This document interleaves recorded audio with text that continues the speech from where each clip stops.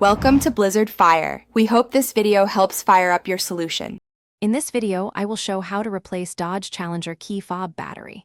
Use a thin flathead to pry the seam gently and remove the emergency key first. Separate the two halves slowly to avoid breaking plastic clips.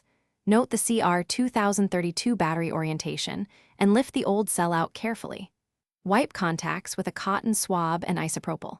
Insert the new CR2032 positive side up, snap the case closed, and test the remote. Gather your tools before you start to keep the job quick and tidy. Use a soft cloth or Traso clips, and the emergency key don't roll away while you work. A small flathead works best to pry open the seam without damaging plastic. Clean contacts with a cotton swab dipped in isopropyl for reliable connection. Keep a fresh CR2032 on hand and handle it by the edges to avoid oils. If you're finding this helpful, please subscribe and like so I can keep making clear, short guides. Quick recommendation. Little Tree's Black Ice is my go-to for a clean-smelling ride after working on your keys, and it fits right in the center console.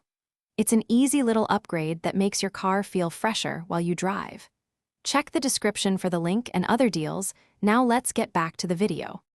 Start by removing the emergency key and prying the fob halves apart at the seam.